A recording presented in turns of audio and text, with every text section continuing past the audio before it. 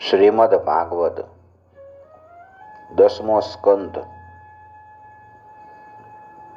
15મો અધ્યાય.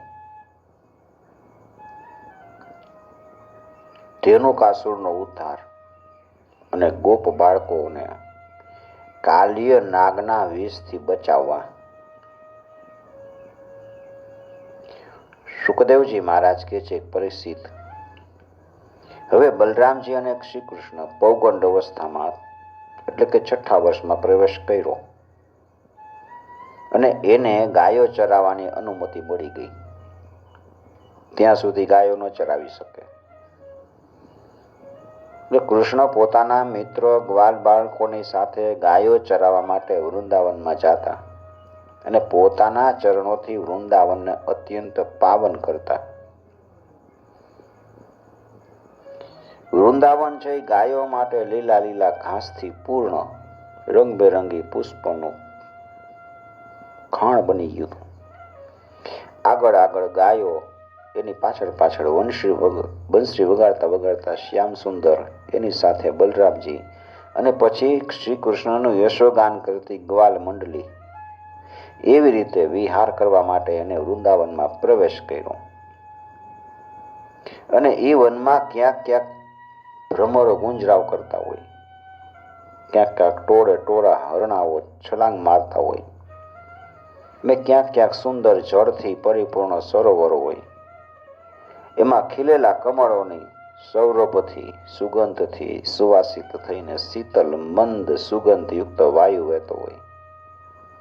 એ વનની સેવા કરતો હોય વાયુ. એ વન એટલું મનોહર હતું ને એને જોઈને ભગવાન પણ એમાં વિહાર કરવાનો મનમાં સંકલ્પ કરે છે. ભગવાને જોયું કે મોટા મોટા વૃક્ષો ફળ ફૂલના ભારથી નમી ગયા છે અને પોતાની ડાળીઓ અને નવી નવી કુંપળોની લાલીમાંથી એના ચરણોનો સ્પર્શ કરી રહ્યા છે. ત્યારે એને બહુ આનંદપૂર્વક સેજ હસતા હોય એમ મોટા ભાઈ બલરામને કહે છે,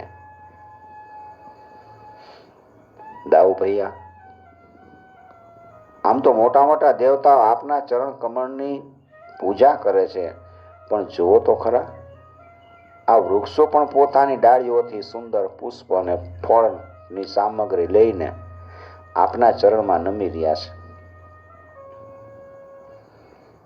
અહો અમે દેવવરામરાર્ચિતમ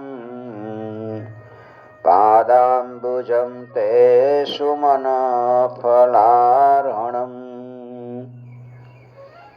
નમન્ત્યુપાદાય શિખાભિરાત્મનો સ્તમોપહત્યેતરુજન્મયત્કૃતમ. આપણા ચરણમાં નમસ્કાર કરે છે, કેમ ન કરે?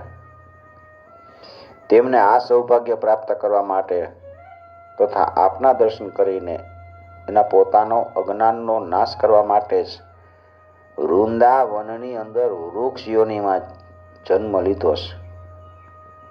એનું જીવન ધન્ય છે. આદિ પુરુષ જોકે આપ આ વૃંદાવનમાં પોતાના ઐશ્વર્યને છુપાવીને બાળકોના જેવી લીલા કરે છે. છતાંય તમે બાળકોની જેમ લીલા કરો છો, છતાંય આપના શ્રેષ્ઠ ભક્ત મુનિજનો પોતાના ઈષ્ટદેવને ઓળખી શકતા નથી. કડું કરીને ભ્રમરાઓના રૂપમાં આપના આ સમસ્ત લોક પાવન યશનું નિરંતર ગાન કરતા રહીને આપના ભજનમાં મગ્ન રહે છે. તેઓ એક ક્ષણ માટે પણ આપને ત્યજવા ઈચ્છતા નથી. મોટા ભાઈ, ખરેખર આપ જ સ્તુતિ કરવા યોગ્ય છો. જુઓ, તમને પોતાને ઘર આવેલા જોઈને આ મયુરો તમારા દર્શનથી આનંદિત થઈ નાચે છે. હરણીઓ મૃગનયની ગોપીઓ જેવી પોતાની સ્નેહભરી દ્રષ્ટિથી આપના પ્રતિ પ્રેમ પ્રગટ કરીને આપને પ્રસન્ન કરે છે. આ કોયલ જુઓ, પોતાના મધુર કુહુ કુહુ ટવકાથી આપનું કેટલું ભવ્ય સ્વાગત કરે છે. આ બધાય વનવાસી હોવા છતાંય ધન્ય છે, કેમ કે સત્પુરુષોનો સ્વભાવ એવો હોય છે એ ઘરે એકલા અતિથિને પોતાની પ્રિયમાં પ્રિય વસ્તુ ભેટ આપે. ઘરે અતિથિ આવ્યો હોય એને, અને આજે અહીંની ભૂમિ છે એ લીલા લીલા ઘાસ સાથે આપના ચરણોનો સ્પર્શ પ્રાપ્ત કરીને ધન્ય થઈ રહી છે. અહીંના વૃક્ષો, ઘાસ અને લતાઓ આપની આંગળીઓનો સ્પર્શ મેળવીને પોતાનું અહોભાગ્ય માની લે છે. આપની કૃપા દ્રષ્ટિથી નદીઓ, પર્વતો, પશુ પક્ષી બધાય કૃતાર્થ થઈ રહ્યા છે, અને વ્રજની ગોપીઓ આપના વક્ષસ્થળનો સ્પર્શ પ્રાપ્ત કરીને જેના માટે સ્વયં લક્ષ્મીજી પણ લાલાયિત રહે છે, એ ગોપીઓ ધન્ય થઈ ગઈ છે. સુખદેવજી કહે છે કે આવી રીતે વૃંદાવનને જોઈ અને શ્રી કૃષ્ણ ઘણાય પ્રસન્ન થયા. પોતાના મિત્ર ગોપ બાળકોની સાથે ગોવર્ધનની તળેટીમાં યમુનાના કિનારે ગાયો ચારતા ચારતા અનેક પ્રકારની લીલા કરે છે. એક બાજુ ગોપ બાળકો ભગવાન શ્રી કૃષ્ણના ચરિત્રનું ગાન કરે છે, અને બીજી બાજુ બલરામજી સાથે વનમાળા પહેરેલા શ્રી કુંજમાં મદોન્મત ભમરાઓના મધુર ગાનમાં સૂર પુરાવીને મધુર સંગીતનો ભગવાન આલાપ કરી રહ્યા છે. ક્યારેક ક્યારેક શ્રી કૃષ્ણ મધુર સ્વરવાળા રાજહંસોના કુંજનનું અનુકરણ કરે છે. ક્યારેક નૃત્ય કરતા મયુરને નિહાળી અને સ્વયં પણ નૃત્ય કરે છે અને બધાને હસાવે.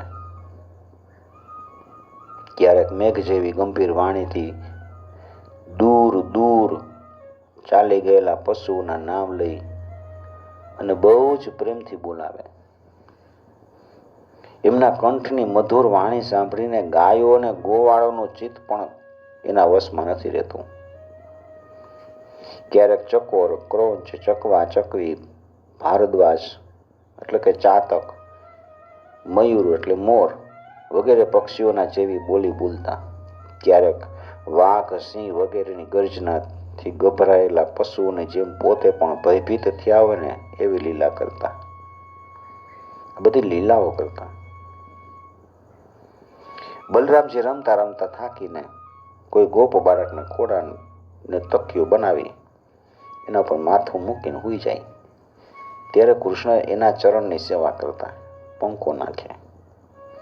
આવી રીતે પોતાના મોટા ભાઈનો શ્રમ દૂર કરતા. જ્યારે ગ્વાલ બાળકો નાચવા લાગતા, ગાવા લાગતા, ત્યારે તાલ ઠોકી ઠોકીને એકબીજાની સાથે કુસ્તી કરતા. ત્યારે શ્યામ અને રામ બે ભાઈ હાથમાં હાથ નાખીને ઊભા થઈ જતા અને હસી હસીને વાહ વાહ વાહ વાહ કરતા.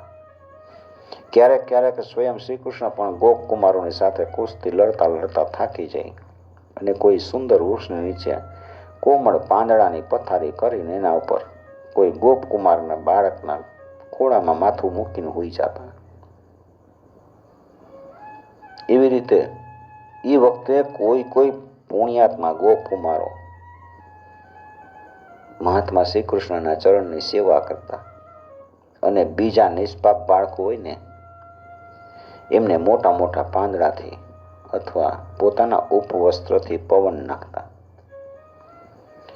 કોઈ કોઈના હૃદયમાં પ્રેમની ધારા પ્રવાહિત કરતા. એ ધીરે ધીરે મહામના ભગવાન શ્રી કૃષ્ણની લીલાઓને અનુરૂપ એને મનપસંદગીનું મનોહર ગીત ગાતા. ભગવાને આ બધું પોતાની યોગ માયાથી પોતાના ઐશ્વર્યને છુપાવી રાખ્યું હતું, અને એવી લીલા કરતા કે જે બરાબર ગોપ બાળકો ગોપકુમારો કરતા હોય ને એવી જ લાગતી. સ્વયં ભગવતી લક્ષ્મીજી નિરંતર જેના ચરણની સેવામાં રહીએ એ ભગવાન આ ગામડાના બાળકોની સાથે બહુ પ્રેમથી રમતો રમે છે. પરીક્ષિત આમ થવા છતાંય એની ઐશ્વર્યયુક્ત લીલાઓ પણ ક્યારેક ક્યારેક પ્રગટ થઈ જતી હતી. બલરામજી અને શ્રી કૃષ્ણ એના મિત્રોમાં એક મુખ્ય ગોપકુમાર હતા, શ્રીદામા. એક દિવસ એણે તથા સુબલ અને સ્તોક કૃષ્ણ, નાના કૃષ્ણ વગેરે ગોપકુમારોએ રામ અને કૃષ્ણને કીધું, બલરામને અને કૃષ્ણને, કે તમે અમને હંમેશા સુખ આપો છો. આપના બાહુબળની કોઈ સીમા નથી. અમારા મનમોહન શ્રી કૃષ્ણ, દુષ્ટોનો સંહાર કરી નાખો એ તો તમારો સ્વભાવ જ છે. અહીંયાથી થોડેક દૂર એક મોટું તાળ વૃક્ષનું હારમાળા વાળું એક તાલવન છે, અને એમાં એટલા બધા પાકેલા ફળ નીચે પડેલા હોય છે કે ખૂટે જ નહીં. પણ અહીંયા એક ધેનુક નામનો એક મહાદુષ્ટ દૈત્ય રહે છે. ઈ આ ફળને ભરપૂર વનને ઘેરીને બેઠો છે. બલરામ અને શ્રી કૃષ્ણ ભૈયા, તમે ઈ દૈત્ય ગધેડાના રૂપમાં રહે છે ને, ઈ પોતે બહુ બળવાન છે, અને એના સાથી અનેક દૈત્યો છે.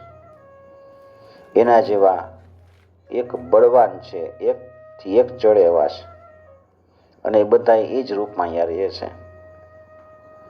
તમે બે તો શત્રુનો સંહાર કરનારા છો. આ દૈત્ય અત્યાર સુધી ખબર નથી કેટલાય મનુષ્યોને મારી મારીને ખાઈ ગયો છે, અને એના કારણે ભયથી મનુષ્ય ઈ વનમાં જાતા નથી. એટલું જ નહીં, પશુ પક્ષીઓ પણ ત્યાં જાતા નથી.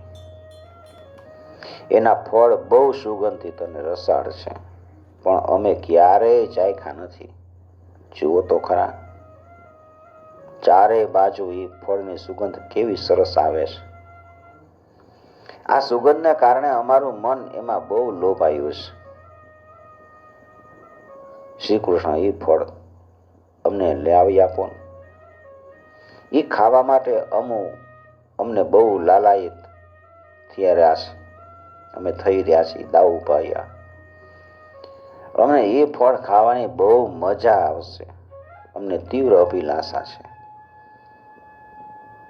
યોગ્ય લાગે તો અવશ્ય ત્યાં ચાલો. પોતાના મિત્રોની વાત સાંભળી ભગવાન શ્રી કૃષ્ણ બલરામ બે હૈસા છે, અને પછી પ્રસન્ન કરવા માટે તાલવન જવા માટે રવાના થયા. બધા કૃષ્ણની ધૂન ગાતા ગાતા જાય છે. શ્રી કૃષ્ણ ગોવિંદ હરે મુરારે, નાથ નારાયણ વાસુદેવ.